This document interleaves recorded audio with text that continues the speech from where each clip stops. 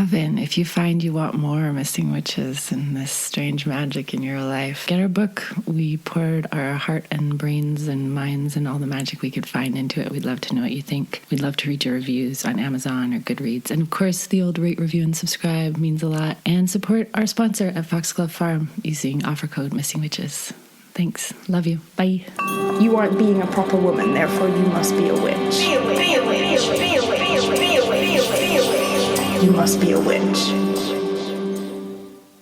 At the heart of a revolution, unlike any other the world has ever seen, there is a story that became a seed at the heart of a national identity, a story of a secret ritual and a priestess of the Loi. There is a night meeting of enslaved people and people who have escaped slavery in the woods called Bois Cayman.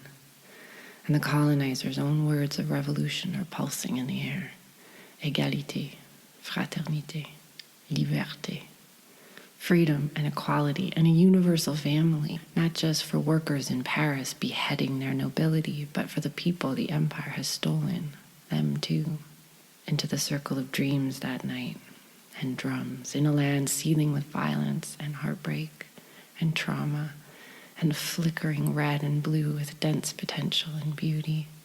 There steps a black woman in white.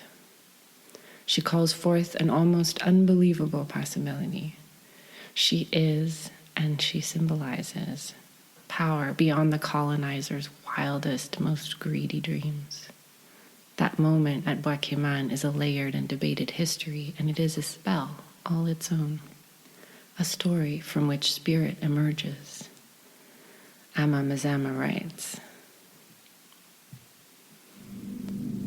according to some accounts, during the ceremony, a great storm rose over those gathered, and a mambo, or priestess, appeared and danced with a blade held high above her head. In this rendition of the ritual, it is she who actually slaughtered the pig for sacrifice. Blood from the animal, and some say from humans as well, was given in a drink to the attendees to seal their fates and loyalty to the cause of liberation of Saint-Domingue. The mambo responsible for this vital element of the ritual is said to have been Cecile Fatiman, the wife of Jean-Louis Pierrot, a man who would eventually become the president of the small island nation from 1845 to 1846. And whoever the mambo present actually was, she was elevated after her death to the status of Loi, or Vodou deity, and was given the name Marinette Boachech.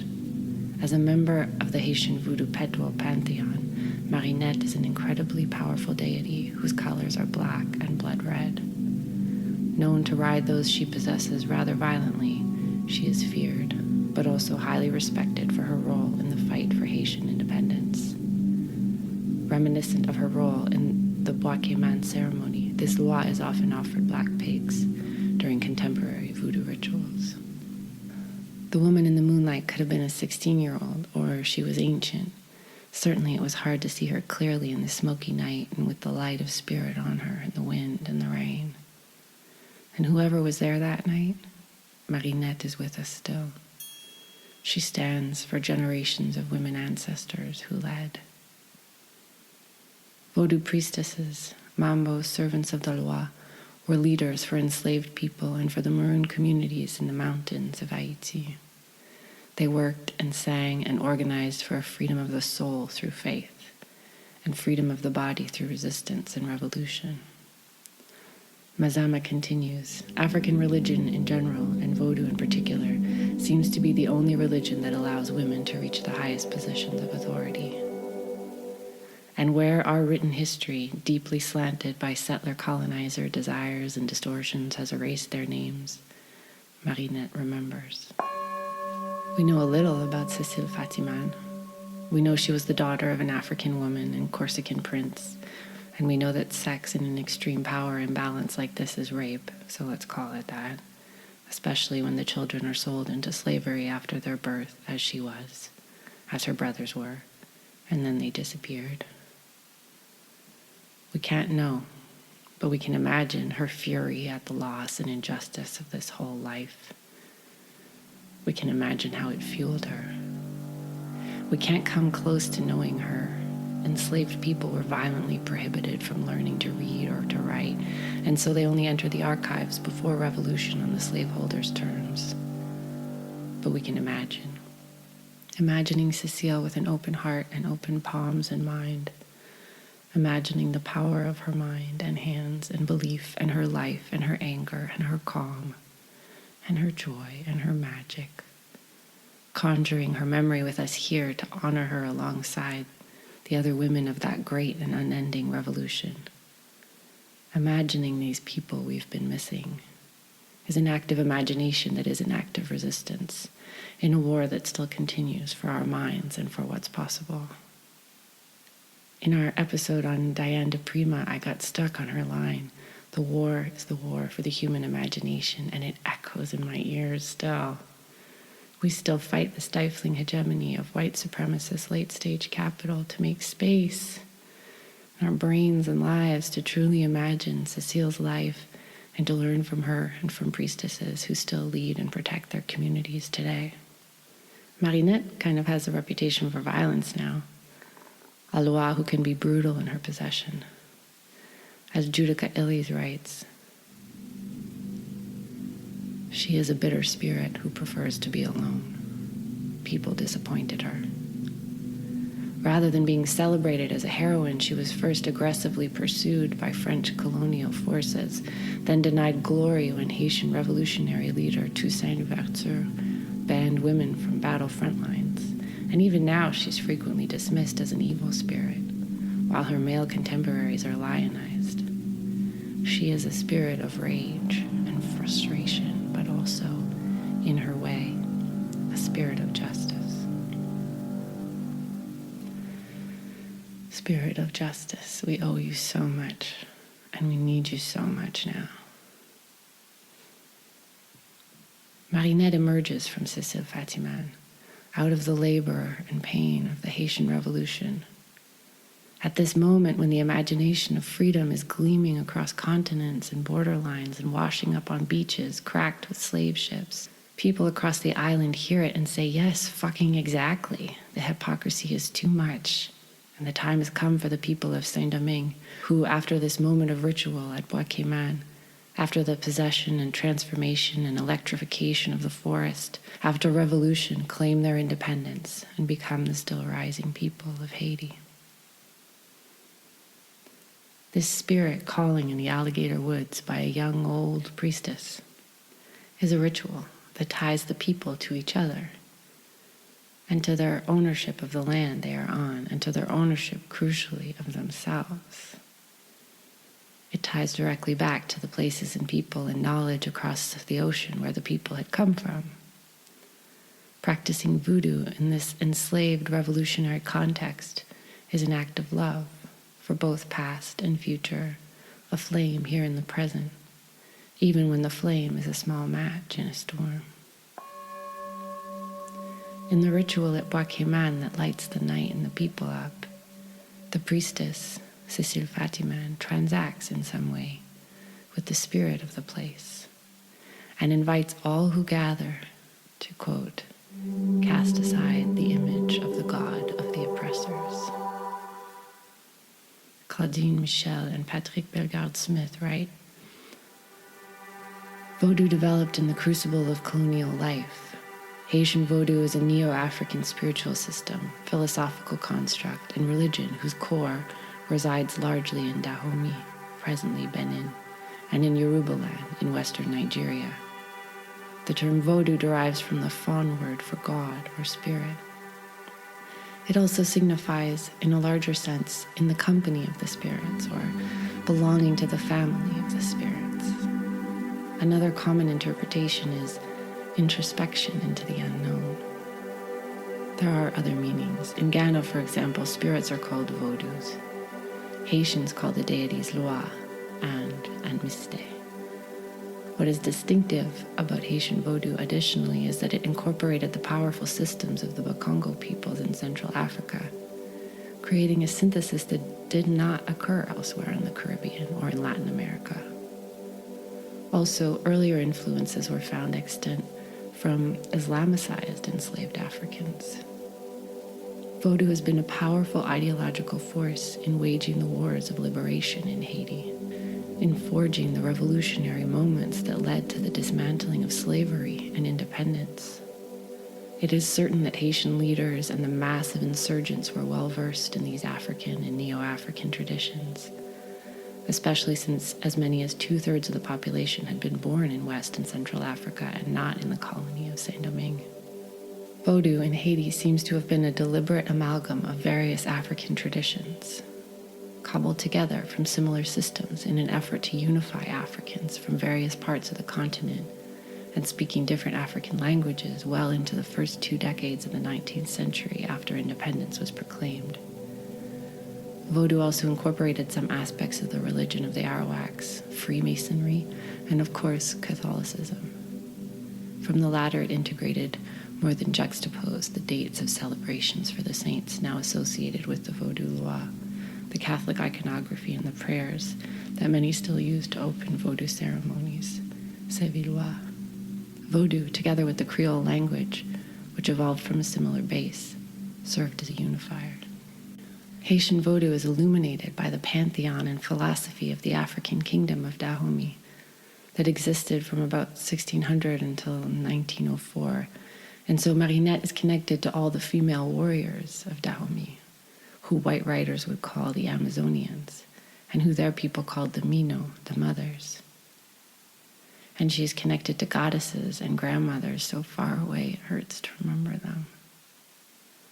This loi that emerges from Cecile Fatiman and the women of the revolution is a memory, alive and expansive, and in her power, in ritual, and in the lifeblood that is imagination, a seed in amber is carrying selves within selves through trauma.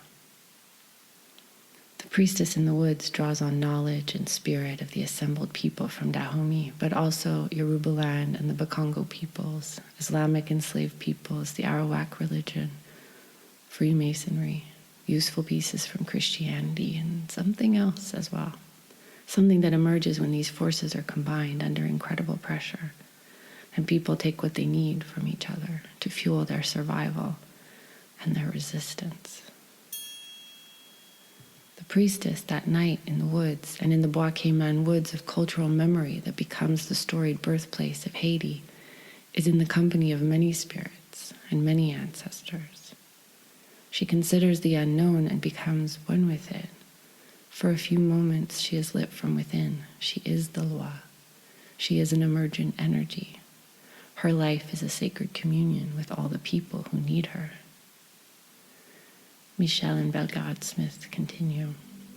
During ceremonies, Loi mount their cheval, their horses, joining in the life of the living to deal with health and family crises and spiritual imbalance, to allow energy to flow better and to advise, chastise, guide, and restore balance and harmony, continuously opening the channels of communication between spirits and humans.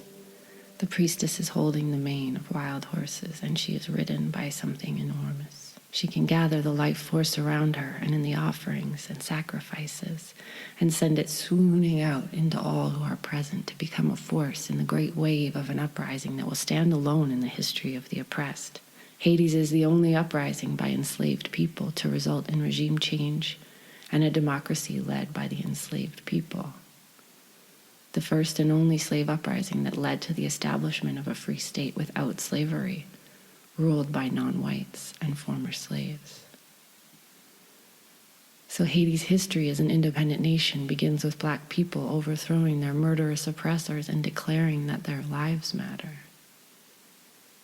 They found strength while in degrading and brutal conditions to launch into the world the somehow still radical idea that Black lives matter, and that liberty, equality, and kinship are the rights of each living person. To be seen as family, to be free and equal. We are still grappling to imagine systems that would enact that promise and that would cherish the mothers and the generations of mothers left behind. The Haitian people, with their Vodou now a sacred and nationally recognized religion, deserve to be honored for the wisdom that led to this triumph, this lesson sketched in dance and song and blood and tears. this ongoing, unfolding, revolutionary act of hopefulness and courage and of imagination.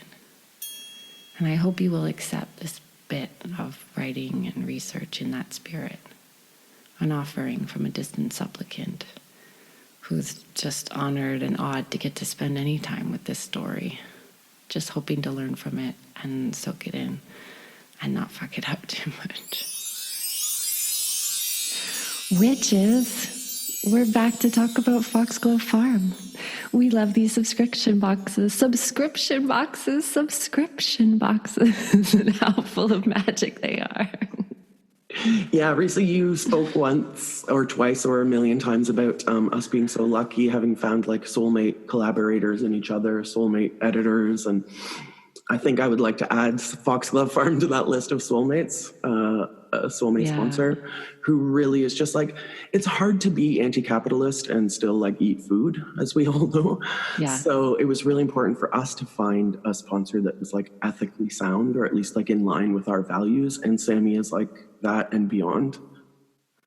Yeah, plus the boxes are so cute and they support so many witches and so many artists. It's just like a wonderful little bit of self-care that is community care that you can do to go get yourself one of these subscription boxes. And you're sponsoring and supporting Missing Witches when you do it. So get yourself get yourself a monthly present. And don't forget to use that offer code Missing Witches when you shop at foxglovefarm.com. Jane Boisvert summarizes this moment and the Mambos who fired and birthed it. By the end of the 18th century, several conditions came together which would change predominantly covert resistance to slavery into outright revolt. First, in terms of demographics, slaves had become an overwhelming presence in the colony. Marronage had brought the slaves together, and Vodou had given them strength. Priests and priestesses were in place to serve as their leaders and organizers. Boukman Dedi, one of the great Vodou priests, encouraged slaves to organize themselves and to rebel against their owners. This Jamaican-born slave was a driver, then coachman at the Clement plantation. Boukman went on to preside at the famous organizational meeting held outside of Morne Rouge. Immediately following a Vodou ceremony in the Bois Cayman, Boukman extorted his followers to carry out the first successful slave revolt of the Haitian Revolution. This ceremony at Bois Cayman is considered the founding gesture of the Haitian nation. Many great Vodou priestesses had an important role and gave superhuman courage to insurgents. An important mambo of this period was Cecile Fatiman.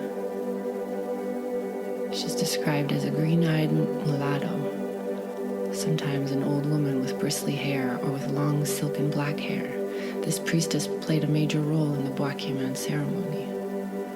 Over 100 plantations were represented at this meeting in the North Province.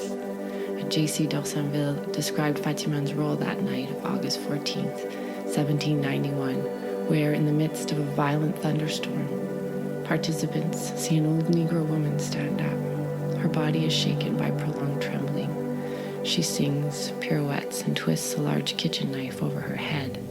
Then they bring in a black pig whose grunts are lost in the roar of the storm. With a quick gesture, the inspired priestess plunges the knife into the animal's throat. Blood flows and the steaming liquid is collected and distributed all around to the slaves who drink some of it. After the sacrifice, Fatiman began to invoke the deities. Boukman rose to deliver an impassioned oration to the assembled slaves. It was, in essence, a call to arms. A few nights later, the Haitian Revolution was to begin. The night of the 21st of August, the insurgents set fire to many plantations. 200 sugar refineries were burned, as well as 1,800 coffee plantations. 1,000 whites, masters, wives, and children, had their throats cut. The stories of how violence begets violence are old and exhausting. The history of Haiti, of how the people of Haiti were violated, stolen, betrayed, battered over and over by colonialism, neo-colonialism, corruption, fascism, weather, and disease, sometimes in terrifying combination, like after the devastating earthquake in 2010 when cholera infected waste from a United Nations peacekeeping station contaminated the country's main river, causing an outbreak that would last 9 years and claim over 10,000 lives. And then again, how they survive and rise and are betrayed and come together to heal and commune again. And again, there's violence and murderers, rapists from within and without again and again is an infuriating spiral of heartbreak. And I don't want to crumple down into a story of loss and anger here. I want instead to cherish those seeds, to celebrate the people and especially the mamas, the mambos, the priestesses, the women and their magic. In Crick Crack, incredible Haitian author Edwidge Dandicat writes, "The women in your family have never lost touch with one another. Death is a path we take to meet on the other side." And amidst so much loss, there are and always have been paths towards each other. Women who did not get to own their lives become ancestors, reaching out to inflame and comfort and haunt and uplift from the other side. Even without knowing their names or stories, you can feel their hands on your shoulders. You can honor them with your life. Elsewhere in that spectacular novel, Dandicat writes, "Pretend that this is a time of miracles and we believe in them." Pretend that this is a time of miracles and we believe in them. With this one line, she both uplifts me and breaks my heart, but I think we can give ourselves some hope here with this, about the power of what that pretending does. That imagination can give us miracles, and also that hopeful fake it till we make it belief that lets us have those miracles as our own. Dr. Marina Magloire, who studies the role of Haitian spirituality in Black American women writers and Black feminism and Afro-diasporic religions, and who we get to talk to for a Witches Found episode coming up this week, in her writing describes a moment when two protests met on a Miami street in 2020. And I want to add it to our circle here because I think it's useful and magical for us as we imagine the real thrumming electric legacy of that night in the woods with the priestess, Cecile Fatiman, in Bois Cayman. Marina walked with the Haitian Americans protesting the violent assault by police of François Alexandre, and she was there as they met and joined with a Black Trans Lives Matter protest. We moved north through the ravages of unchecked gentrification in Wynwood, through residential neighborhoods where grannies in house dresses came out on their porches to shake their hips and raise their fists. Somewhere around 36th Street and Northwest 2nd Avenue, something miraculous happened. We passed under the I-195 and the rah-rah band exploded in a burst of energy. All of a sudden, the disparate protests seemed to be of one purpose. The chant of Black Lives Matter fell in time with the drums, and unified voices were amplified in an echo chamber of concrete. A young queer man began twerking on a pole. We blocked a major intersection in a vortex of chanting and dancing, and I thought of the drumming and dancing at Bois Cayman in 1791, a Vodou ceremony that purportedly began the Haitian Revolution.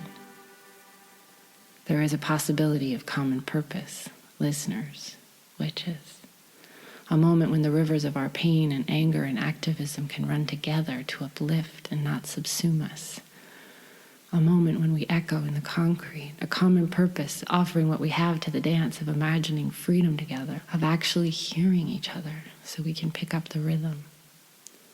Under the right conditions, and a rah-rah band certainly helps.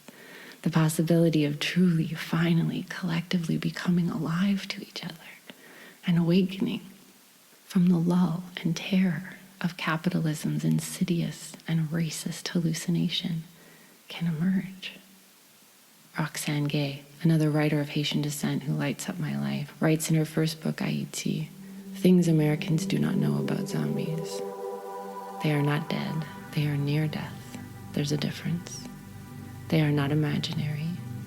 They do not eat human flesh. They cannot eat salt. They do not walk around with their arms and legs locked stiffly. They can be saved. They can be saved." And if some part of you feels like capitalism, injustice, violence, has made you zombie-like, stuck repeating patterns, bitter and dry and not fully tasting life. Maybe there's some hope for us here, in this memory of Cecile Fatiman, in the spirit of Marlene, and in learning from a post-colonial spiritual philosophy that knows what it is to make a person into a zombie and knows how to save them.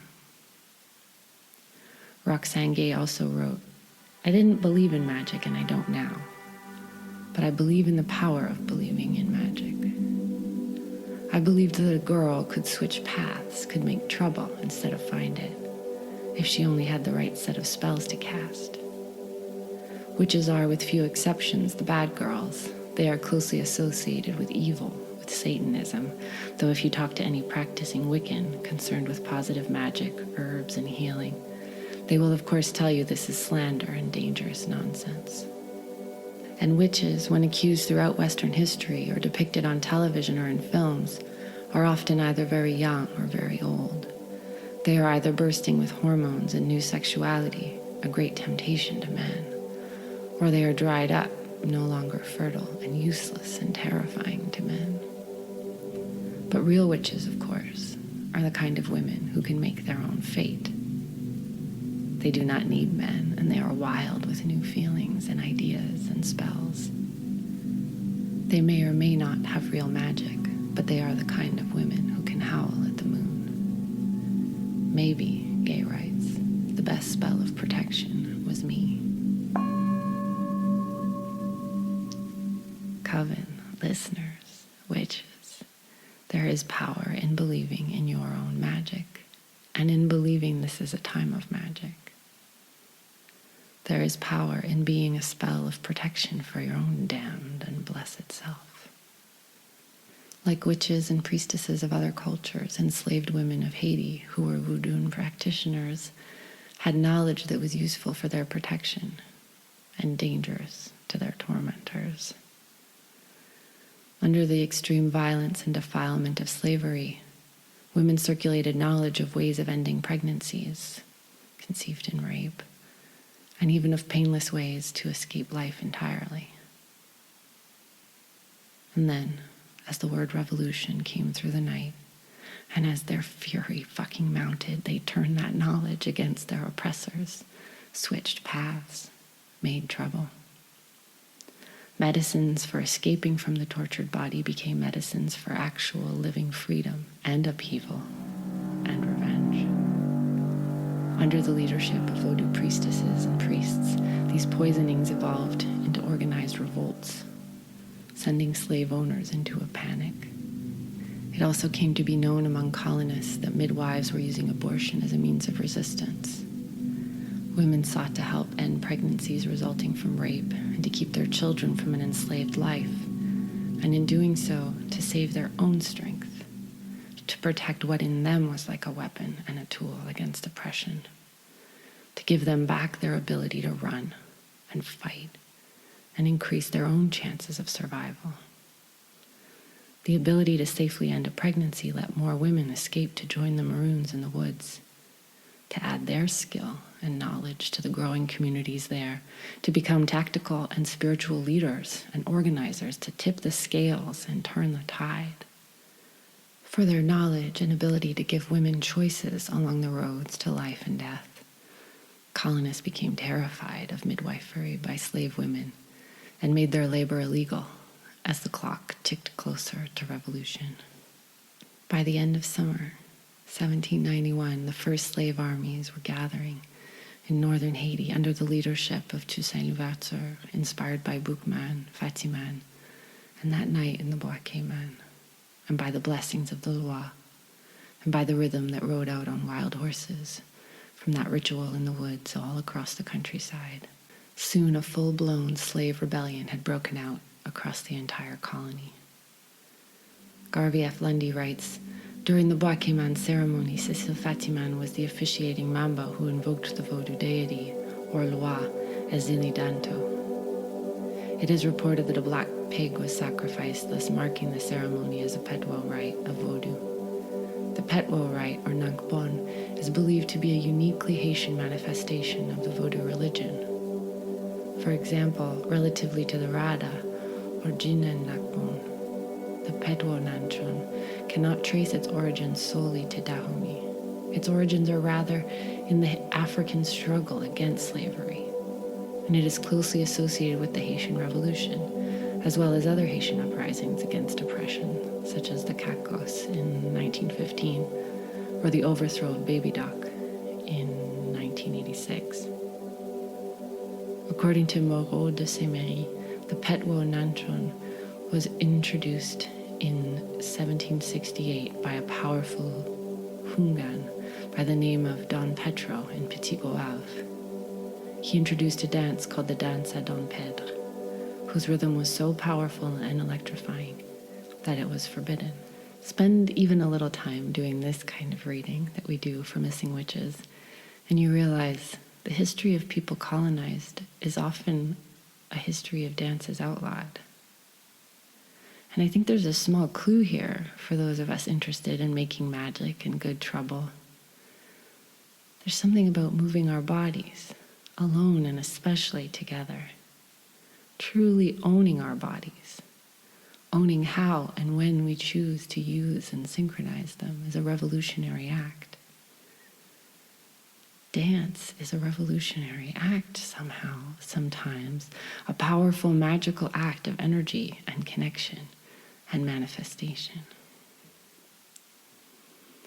Haitian Vodou tradition calls on its followers to come together around a physical symbol of connection between above and below, to enter a sacred and cleansed space of rooted power, and to dance.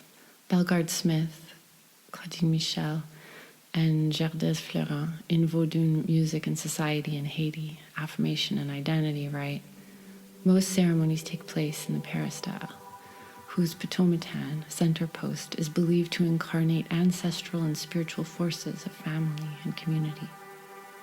The people dance around the Patometan, which is the point of genesis of essential segments of the ritual process. The religion consists of many rites or styles of worship, such as Rada, Congo, Nago, Petwo, Igbo, and Makanda, or Bizango. But in actual practice, Haitian Vodun is divided into two major rites, the Rada, whose music and structure are retained quite faithfully from the Fon Ewe and the Yoruba of Dahomey in Nigeria, and the Petwo, which might be called Congo Petwo, for it retains syncretic elements from the Congo-Angola region that were redefined in the crucible of the colonial plantation system of Saint-Domingue, presently Haiti. Contrary to what was believed in the past, the division between Rada and Congo Petwo is not so rigid, for Vodun results from the fusion of cultural practices of what Haitians call the 21 or 101 nations, or African ethnic groups. Menilwa, known as Andezo, or in two substances, are worshipped in both the Rada and the Congo Petwo cults. According to Vodun beliefs, Bondye, called Maulisa among the Fon, or Olorun among the Yoruba, created the universe, the Loi, human beings, and the animal, vegetal, and mineral worlds. After creating the world, Bondye retired far into the sky and left the management of all earthly matters to the Loi, who have dominion over natural elements such as fire, water, wind, trees, plants, including the secrets of the medicinal properties of these elements and illnesses and their cures. In sum, all actions, sentiments, and virtues. In the Vodun belief system, one finds a series of spiritual entities who are often synchronized with Roman Catholic saints in their various specializations that enhance human existence. For example, Legba, the opener of the cosmic gate, must be invoked at the beginning of all undertakings. Azaka rules over agriculture. Erzuli's domain is love. And Ogu, the entity of defense, stands on guard. This knowledge and its teachings are preserved in songs and dances that are also reminders of the attributes of the Loi. The knowledge of dominion over natural elements, of medicine and healing, life and death and sentiments and virtues is preserved in song and dance. And so something of the divine emerges when together we get the rhythm right. Vodun is itself an emergent and unifying rhythm, a coming together of slaves and escaped slaves called Maroons, who had found a little peace on small farms in the dense woods and who still decided to face the terror of the cities, to come back, to come together, to resist.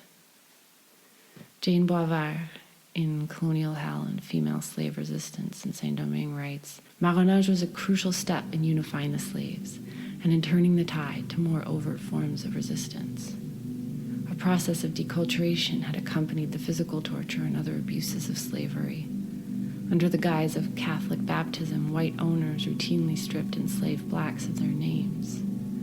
But away from the watchful eye of their masters, slaves were able to consolidate themselves, often in large groups, preserve their own culture, and make plans in secret. All the formerly divided slaves, bosses, field workers, and domestics, as well as bosales and creoles, came to be united as Maroons. Many diverse groups of people came together to form enclaves, sometimes according to ethnic solidarity, but also at times because of work group solidarity.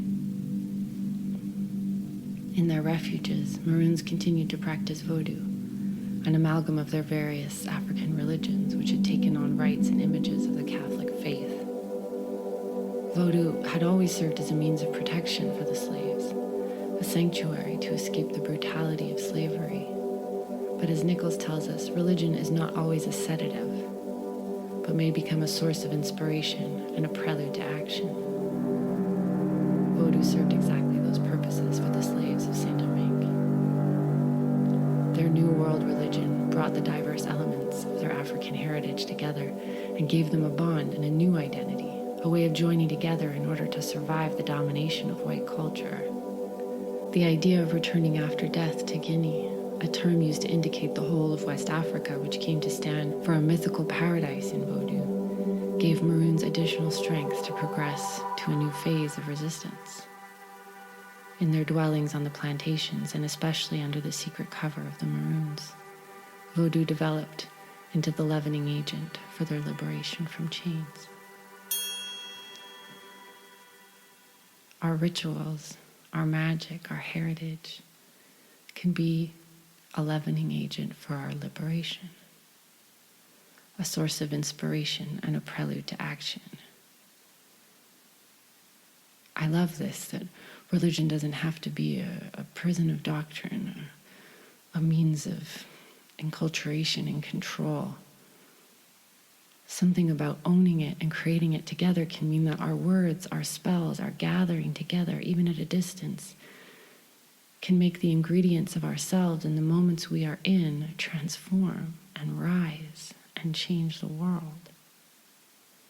This insight from Haitian history is alchemical and speaks to why so many of us go seeking for spiritual philosophies that connect us to our own ancestors, and specifically to ideologies that explode our loneliness, that connect us to others, spirits, humans, animals, trees, who see us as a part of the wholeness that is out there and also in here, coming to overcome the false brokenness and exhaustion of a whole entire social political system founded on slavery.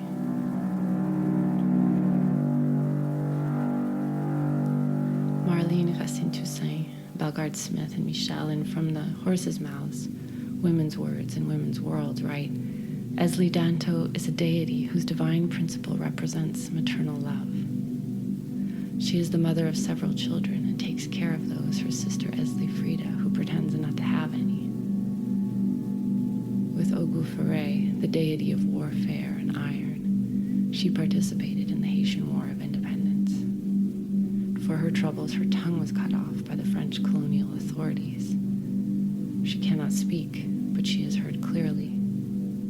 She is also, in the words of Audre Lorde and other black feminists, a woman-identified woman, a lesbian. She is black. This well-known song, sung at ceremonies in honor of Danto, reveals a free flow between me and us, between the singular and the collective. One seldom notices the change, if one ever did. If you see me fall in the waters, it means that we are drowning. If this heritage is available to you, if it's yours, then the protection of Ezili Danto is for you. And the protection of these powerful priestesses can be for you too. If you see me fall, then we are drowning. If you see me rise, we rise. The role of the mambo as one who serves these deities is enormous in its responsibility. A priestess isn't just a figurehead. If she rises, we rise, and her role goes beyond the bond to the spiritual world. She is also a mother and a provider and a leader. Mazama writes, "To become a mambo means that one agrees to act as an intermediary between the Loa and the people. In actuality, being a mambo equates with being both a servant of the Loa and a servant of the people. One of the functions of a mambo is to perform divination. This allows the living to find out what may be going on or going wrong in their lives. It also allows the Loa to inform the living of what they need to do to restore harmony and peace in their lives, if necessary. It is the mambo's responsibility to assist the living in following the Loa's recommendations. Thus, they must be willing to organize and lead whatever formal ritual may be required. In return for their loyalty, the mambo must act as a counselor and protector, and is ultimately responsible for their needs. If necessary, she must feed them and help pay their hospital bill or children's school tuition. In other words, the mambo is at the center of a network providing spiritual, social, psychological comfort and support to all attached to it. Indeed, the mambo, with the assistance of the Loa whom she serves diligently, is ultimately responsible for the welfare of the members of her society. A mambo must organize and lead whatever ritual is required, even when that ritual is a revolution. She must communicate with the spirit of the world and transmit that knowledge in ways others can understand. She is ultimately responsible for the welfare of people. Cecile Fatiman married Louis Michel Pierrot, who led a black battalion at Vertières, the site of the final and decisive battle of the Haitian Revolution. At the Battle of Vertières on the 18th of November in 1803, Haiti officially became the first nation to successfully gain independence through a slave revolt. After Vertières, France withdrew its remaining 7,000 troops from the island, and Napoleon gave up his idea of re-establishing a North American empire. As part of his departure, Napoleon sold Louisiana to the United States in the Louisiana Purchase, and Haitians became arguably the most successful military strategists in the struggle against Napoleonic France. Cecile died in 1887 at the age of 112, reportedly still in full total possession of her mind. 112. She lived through an incredibly turbulent period in Haitian history.